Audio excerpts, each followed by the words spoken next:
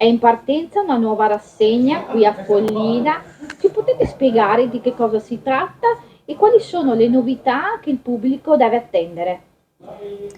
Buongiorno, sì, siamo oramai alla terza edizione di Follina Racconta Musica, che è una rassegna che dura per tutto l'anno in tutti i luoghi noti e meno noti del comune di Follina e che come idea, come, diciamo, come mission, se possiamo dire così, coniuga la musica che è sempre dal vivo e la narrazione. Cioè saranno sempre storie, storie musicate oppure delle musiche che hanno una storia. La rassegna parte venerdì 2 maggio e durerà con scadenza mensile fino alla prima settimana di dicembre. Cedo la parola. Sì, una cosa a cui teniamo molto è questa, nel dire che non è una semplice rassegna, cioè non è un'importazione nel comune di Follina di eventi che in realtà si svolgono da altre parti o che si sono svolti da altre parti, ma è proprio precisamente una rassegna che coniuga dei lavori specificatamente per questi eventi. Cosa voglio dire? Voglio dire che siamo anche così, nel cammino di un processo in qualche misura di produzione.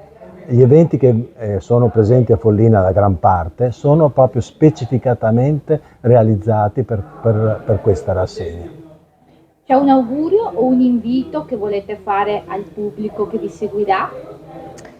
L'augurio è di aver sempre voglia di venire a sentire storie e di ascoltare musica, perché si imparano tante cose, si vedono le cose che si pensava di sapere, invece le si può vedere da un altro punto di vista.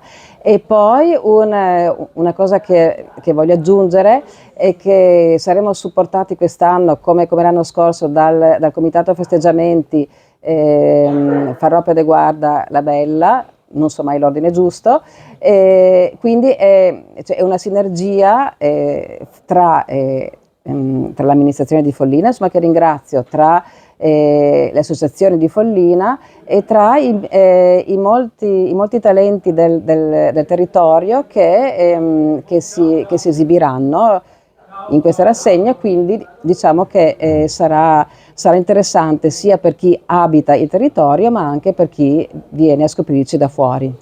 Ecco, io aggiungo solamente che l'augurio è anche quello che questa rassegna sia un viaggio per il nostro prezioso pubblico, che è un viaggio proprio in determinati luoghi, dall'Andalusia, dalla musica araba, del Medioevo, alla corte estense di Ferrara, alle stanze più comuni di un albergo, a tanti luoghi e a tante situazioni musicali che veramente costituiscono un itinerario, un viaggio. Grazie.